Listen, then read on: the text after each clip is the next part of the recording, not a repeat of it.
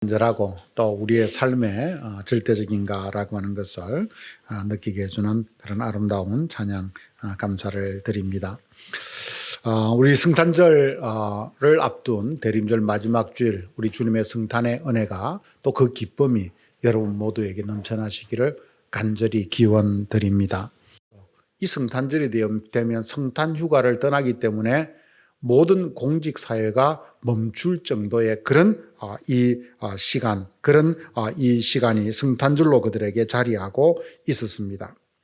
대부분의 사람들이 성당이나 교회에 몸을 담고 있고 예수님의 그 성탄을 모두가 반기며 즐거워하고 있었지만 왜 그들의 삶과 그들의 사회의 구조는 예수님의 오심의 그 의미나 또 그 가르침과는 그렇게 큰 괴리를 보이며 동떨어져 있었을까요? 그들이 믿는 예수의 가르침이 무엇이며 그들이 믿는 예수님의 오신 의미가 무엇인지를 제대로 알지 못하거나 혹은 알았다라고 해도 그것을 따라 실천하지 않았기 때문일 것입니다.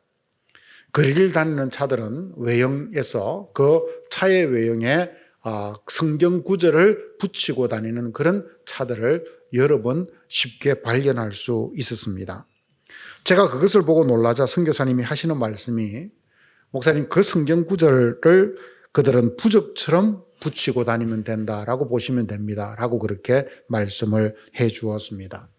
그러니 부적화되어 버린 하나님의 말씀과 우상처럼 변해버린 예수상 앞에서 성탄의 의미는 그들에게 별로 중요하지 않았던 것이지요.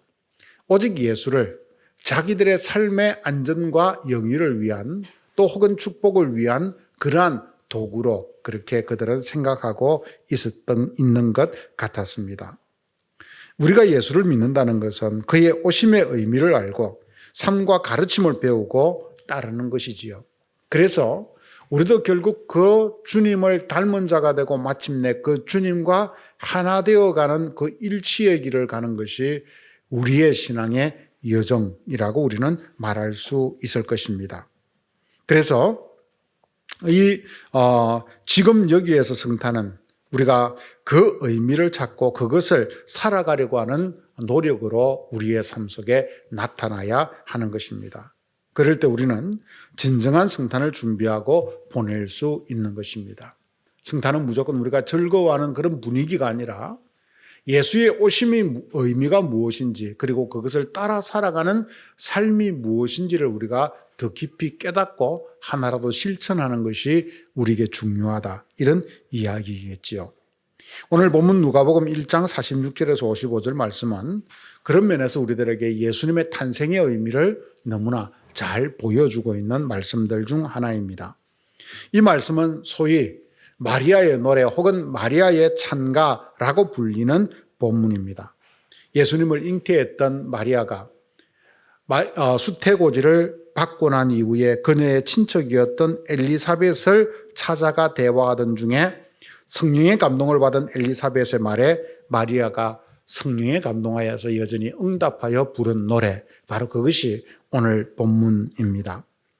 누가복음 기자는 예수님의 탄생 이야기에 앞서서 우리들에게 다른 복음서들과는 달리 마리아의 그 노래를 우리에게 먼저 들려주고 있습니다. 그 노래 속에는 아기 예수의 탄생의 의미가 시적으로 압축된 채 우리들에게 소개해주고 있기 때문입니다. 예수님의 오심이 무엇인가, 그 예수님의 오심이 우리들에게 어떤 삶을 가져다 줄 것인가 라고 하는 그 그림을 이 마리아의 찬가, 노래를 통해서 우리들에게 보여주고 있는 것입니다. 누가는 예수님의 탄생을 이야기하기 이전에 그래서 이 마리아의 찬가를 통해서 그 탄생의 의미를 우리들에게 먼저 알려주려고 하는 것입니다. 그리고 그 예수님의 성탄, 탄생을 맞이하게 하고 있는 것이지요. 마리아에게 임한 은총을 말하는 세례 요한의 어머니 엘리사벳에게 마리아는 그 은총이 자기 개인에게만이 아니라 모든 백성 전체에게 임한 것임을 그녀는 스스럼 없이 고백하고 있습니다. 49절에서 50절을 같이 읽어볼까요? 능하신 이가 내게 큰 일을 행하셨으니 그 이름이 거룩하시며 자에게 대대로 이르는도다. 여러분, 이 예수님의 성탄은 마리아에게 임한 은총이었지만, 그러나 마리아는 이야기합니다. 그것은 모든 이들을 위해서, 그리고 대대에, 그리고 모든 사람, 모든 역사를 통틀어서 모두를 향해서 온 임한 하나님의 은총의 소식이다라고 하는 것을 말해주고 있는 것입니다.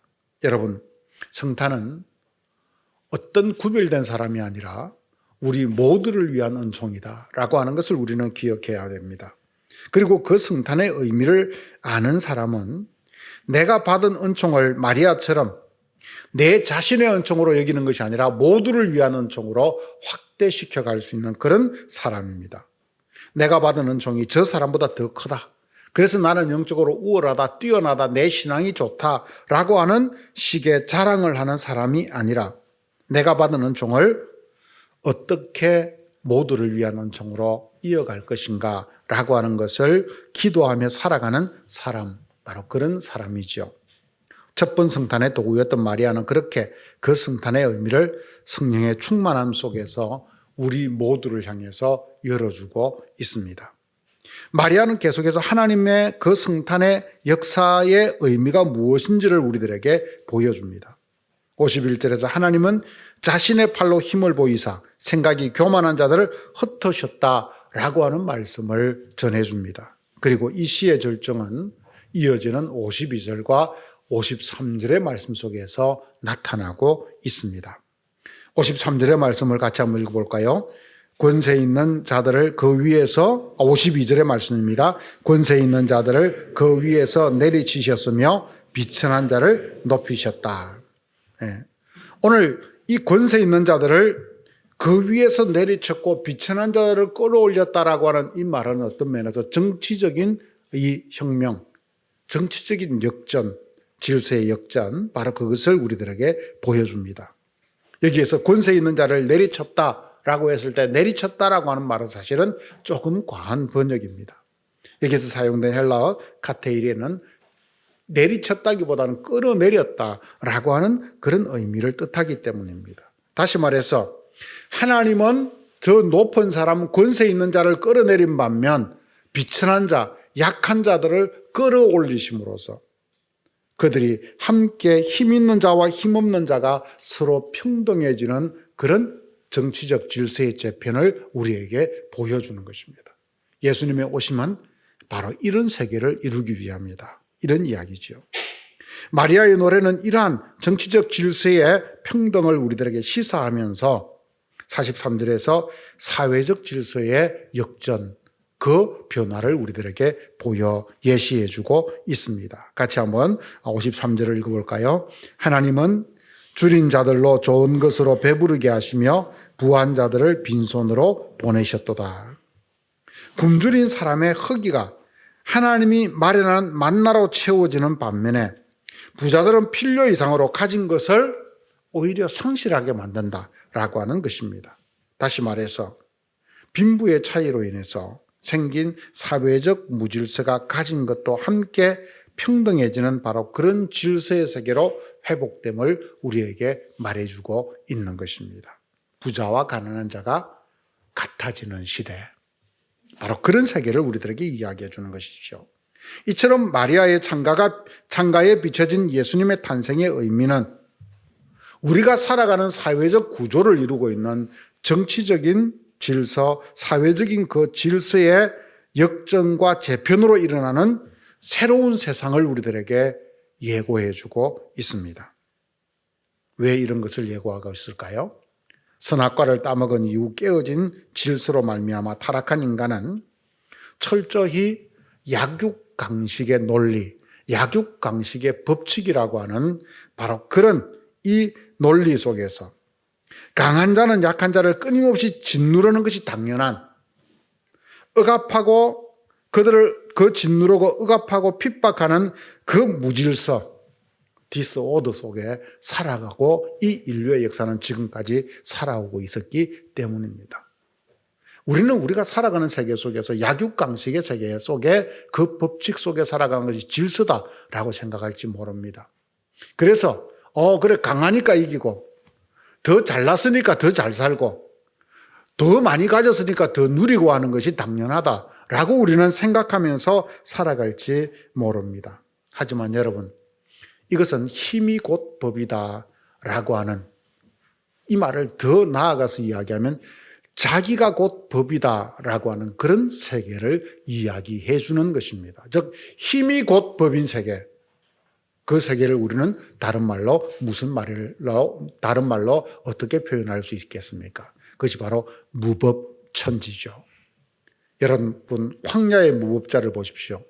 서구 영화에 나오는 그 황야의 무법자 속에서 살아남는 사람은 어떤 사람입니까? 총을 가장 잘 쏘는 사람, 가장 힘 있는 사람. 그 사람이 자기의 법을 따라서 사람을 처단하고 자기 마음대로 모든 것을 이끌어가는 바로 그런 세계를 우리들에게 말합니다. 그런데 그것을 무법자다라고 그렇게 말해주고 있는 것이지요. 하지만 여러분, 그것은 황야의 무법자에 해당되는 소리가 아니라 사실은 오늘 우리가 살아가는 이 사회의 질서를 우리들에게 한마디로 보여주고 있는 모습입니다.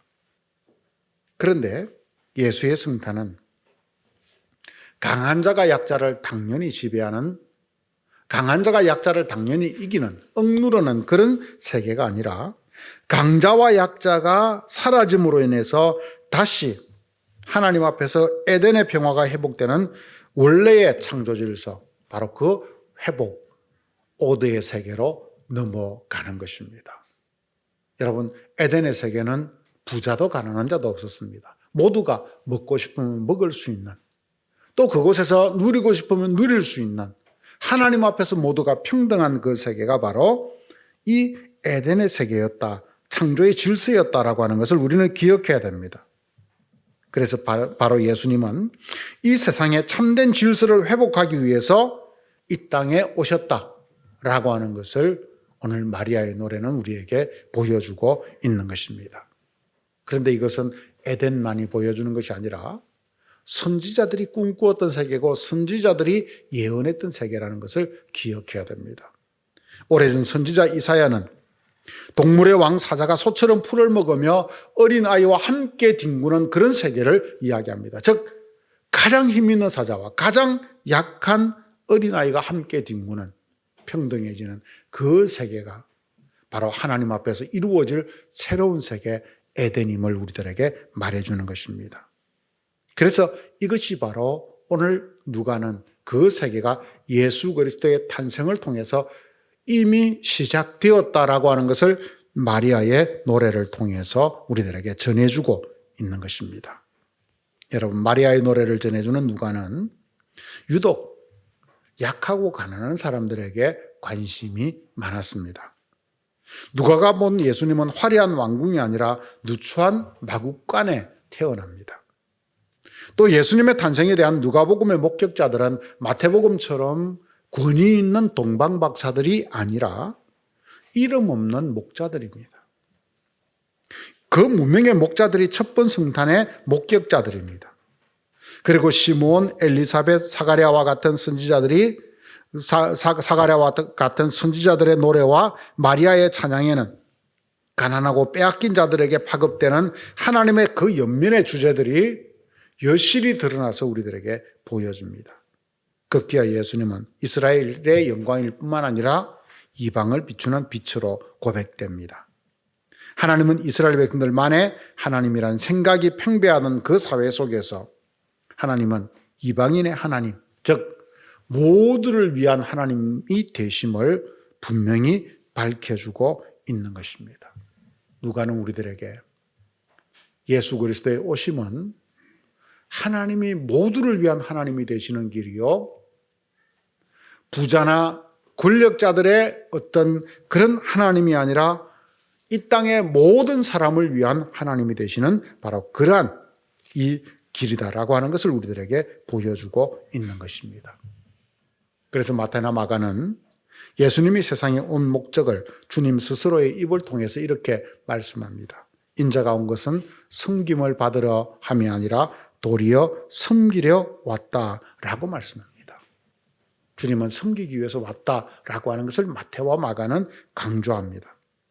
요한복음은 예수님께서 보지 못하는 자들을 보게 하고 보는 자들은 눈먼 사람이 되게 하려고 이 세상에 오셨다라고 그렇게 말해주고 있습니다.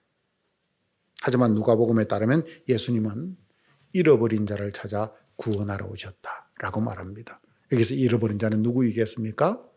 이 사회 속에서 소외된 사람들, 즉 약자들을 말하고 있는 것입니다.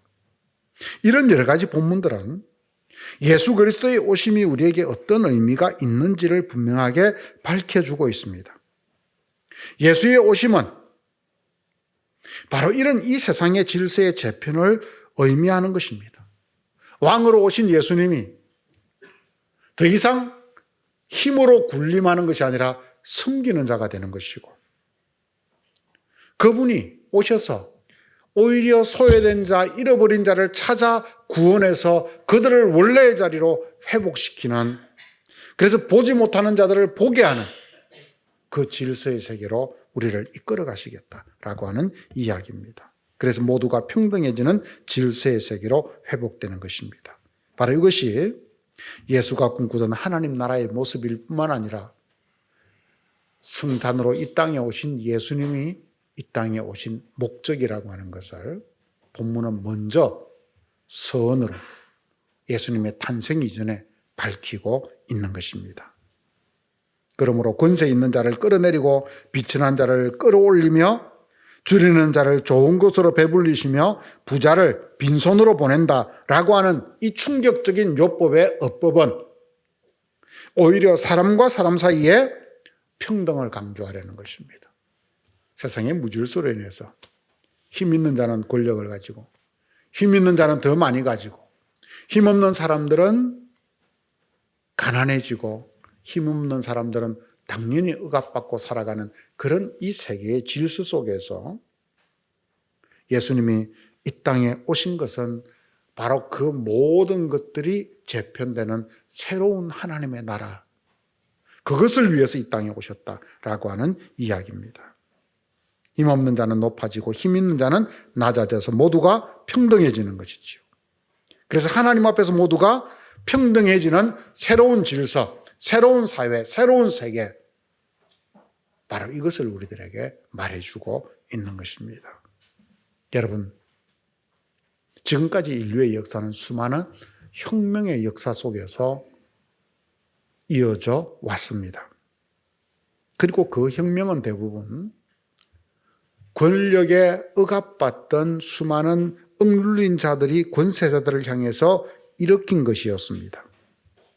하지만 그 수많은 혁명이 지금까지 이 인류의 역사 속에서 이상적인 사회를 단 한 번도 만들지 못했던 것은 그 혁명을 일으킨 자들이 권세자를 끌어내린 이후에, 소위 혁명을 성공한 이후에 자기들이 그 권세자의 자리에 올라섰기 때문입니다. 그래서 그들이 다시 억압자가 되는 불평등한 역사는 인류의 역사 속에서 끊이지 않고 내려왔던 것이지요. 인간의 이 타락한 본성을 인간이 넘어서지 못한 것입니다. 하지만 예수의 성탄이 이 인류의 역사 속에 가져온 혁명, 예수의 오심이 우리에게 가져다 준 새로운 소식, 그것은 다릅니다. 예수님이 이 땅에 오신 성탄의 의미는 사람 위에 사람 없고 사람 아래 사람 없는, 비천한 자와 귀한 자가 따로 없는, 오직 하나님 한 분만이 왕이시고 그 안에 모든 사람들은 하나님의 자녀로서 존귀한 자가 되는 그런 평등한 하나님의 나라를 회복하는 데 있는 것입니다. 이것이 우리의 신앙 세계 속에서 우리가 하나님 나라를 꿈꾸는 하나님 나라의 한 모습이라는 것을 우리는 기억해야 되는 것입니다.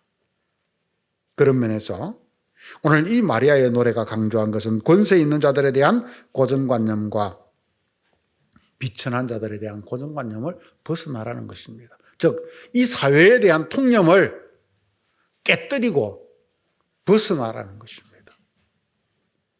이것이 정상이 아니다. 우리가 꿈꿔야 될 세계는 따로 있다. 라고 하는 것을 우리에게 말해주고 있는 것입니다.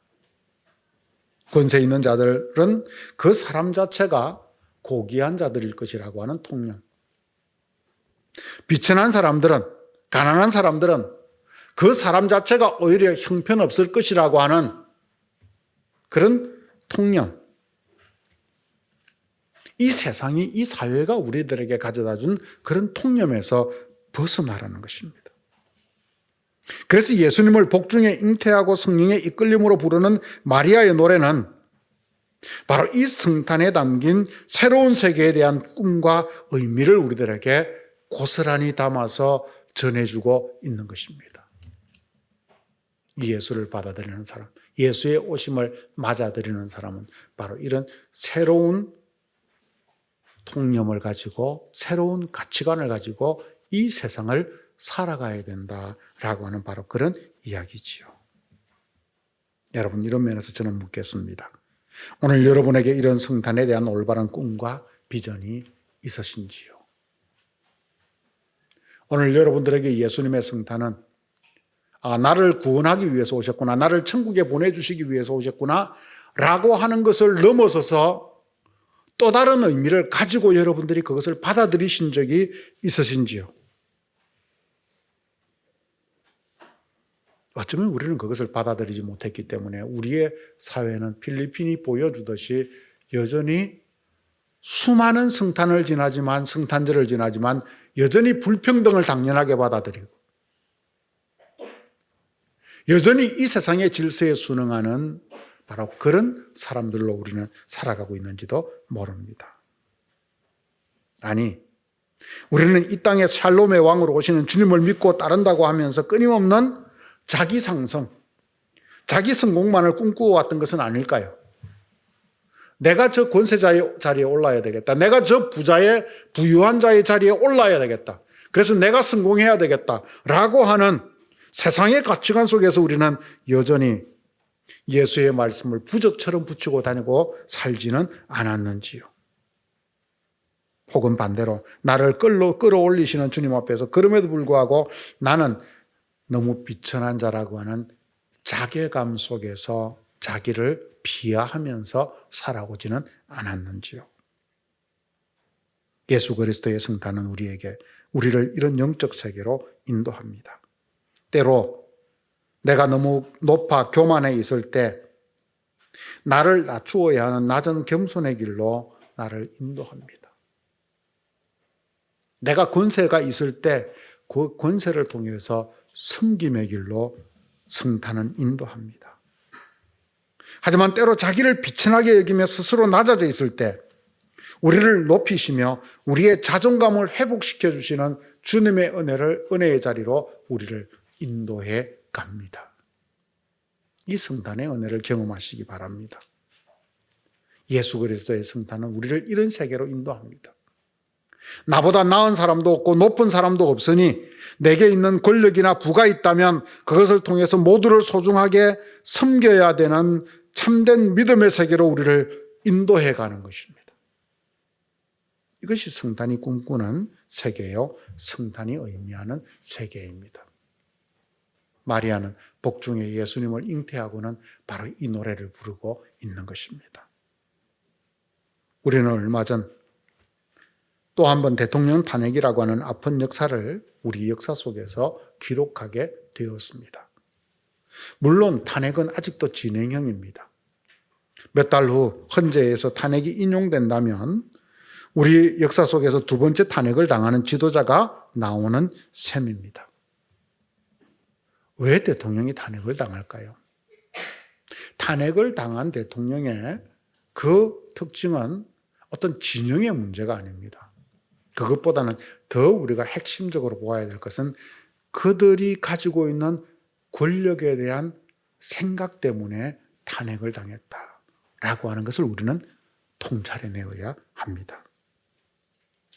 이 두 지도자가 가진 권력에 대한 가치관은 가만히 꿰뚫어 보고 있으면 과거 독재정권 시절에 수십 년 전 독재정권 시절이 총칼을 앞세워 가졌던 그 독재정권 시절의 절대적 권력자상에 그들은 여전히 머물러 있었기 때문입니다.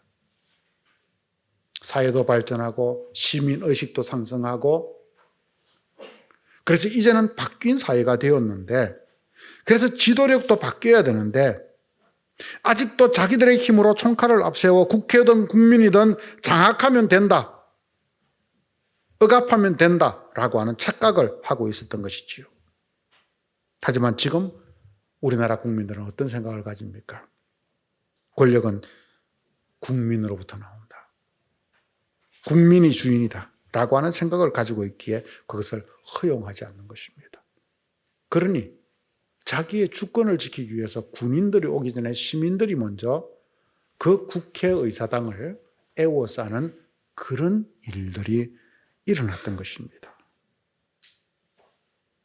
즉 오늘 이 시대 속에서 이 시대의 지도자는 이 지도력에 대한 생각을 바꾸지 않으면, 권세에 대한 생각을 바꾸지 않으면 이 시대의 지도자가 될 수 없다는 이야기입니다.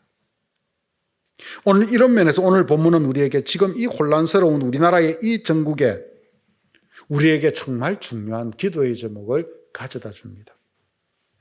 그것은 성탄의 평등 노래처럼 이제는 더 이상 국민 위에 군림하려는 권력자가 아니라 자기에게 있는 권력으로 자기의 사욕을 추구하려고 하는 그런 권력자가 아니라 자기에게 있는 권력으로 국민과 나라를 오직 종처럼 섬기겠다라고 하는 섬김의 리더십을 가진 자가 다시 선출되고 나오기를 위해서 우리는 기도해야 하는 것입니다. 그것이 오늘 이 시대에만 섬김의 리더십, 예수님이 섬기러 왔다라고 말씀하는 것처럼 섬김의 리더십을 가진 자가 나오는 것이, 그 리더십이 오늘 이 시대에 가장 부합하는 리더십이라는 것을 우리는 기억해야 됩니다. 그래서 이 나라에 우리는 진정한 성탄의 능력이 나타나도록 우리는 기도해야만 하는 것입니다. 사랑하는 성도 여러분, 성탄절이 다가옵니다. 이것은 시간상으로 지나가는 성탄절이 아니라 내 가슴에 꽃피우는 성탄절, 내 가슴에 그 성탄의 새로운 세계를 꿈꾸는 성탄절로 우리가 삼아야 하지 않겠습니까? 더 나아가서 마리아가 노래한 이 성탄의 평등 소식이 이 세상에 울려 퍼지게 해야 하지 않겠습니까? 그러기 위해서 우리 모두 다가오는 성탄을 앞두고 다시금 이 성탄의 의미를 먼저 되새길 수 있는 사람들이 되십시다. 마리아의 찬가가 들려주는 이 성탄의 의미를 우리의 삶 속에서 다시금 깊이 묵상해 보십시다. 우리는 예수의 성탄을 어떻게 받아들이고 그 성탄의 소식을 받은 우리는 어떻게 살아가야 되는가라고 하는 믿음의 고백을 삶 속에서 해야만 하는 것입니다. 성탄은 불평등한 이 세상의 평등의 소식입니다. 성탄은 약육강식의 질서가 당연한 것처럼 여겨지는 사회 속에서 약육강식이 아니라 하나님만이 왕이시고 모든 만물은 평등하다, 함께 더불어 살아간다라고 하는 이 사실을 깨닫는 그런 소식입니다. 그래서 성탄은 약육강식의 무질서 속에 있는 이 세상에 에덴의 창조 질서를 회복하는 것입니다. 성탄은 디스오더에서 오더로 옮겨가는 역사. 바로 그 열쇠, 그 문이 되는 것입니다. 그래서 성탄은 내게 주어진 일방적 하나님의 은혜가 모든 일을 위한 은혜로 우리 가운데 성화되어 가야 합니다. 성탄은 우리에게 때로는 겸손을 가르쳐 줍니다. 그래서 내가 높아져 있을 때 우리가 낮은 길, 섬김의 길을 말씀해 줍니다. 하지만 내가 자괴감에 빠져 낮아져 있을 때, 나를 비천히 여기고 있을 때 나를 존귀히 여기는 그 방법, 그 길을 선언해 줍니다. 성탄은 사람과 사람 사이에 올바른 관계를 그래서 정립해 줍니다. 더 나아가 성탄은 이 땅에서 하나님 나라의 질서가 세워지고 회복되기를 소망하게 합니다.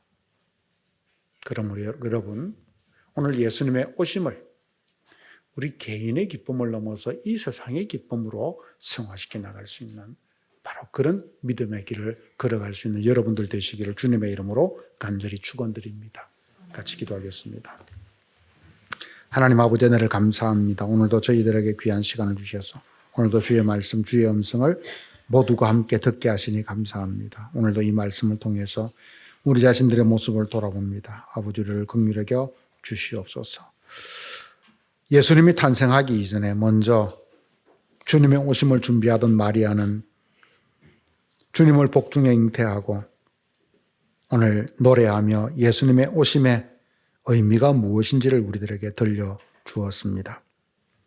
그것은 권세 있는 자를 끌어내리고 비천한 자를 끌어올리고 가난한 자에게 먹을 것을 주시고 부자에게 빈손으로 가진 것 이상의 것을 내려놓게 하시는, 그래서 정말 하나님 앞에서 모두가 우리의 힘을 넘어 모두가 평등하고 섬기는 새로운 사랑의 세계, 섬김의 세계로 우리를 인도해가는 선언임을 우리는 다시 한번 기억합니다. 하나님이 이 성탄의 의미를 우리가 세상에 전하고 이 성탄의 의미를 따라서 우리의 삶을 실천해가고 살아가는 자들이 되도록 인도하옵소서. 내게 있는 작은 권력이라도 있으면 주님, 그것을 통해서 이웃을 섬기는 도구로 사용케 하여 주시옵소서.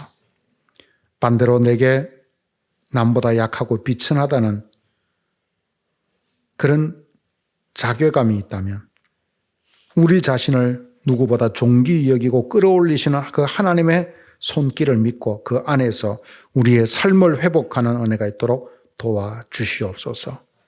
그 속에서 오직 주님만을 바라보고 주님 안에서 새로운 세계를 꿈꾸어가는, 또 실천해가는 그런 자들이 되도록 인도하옵소서. 예수님의 이름으로 기도드렸습니다. 아멘.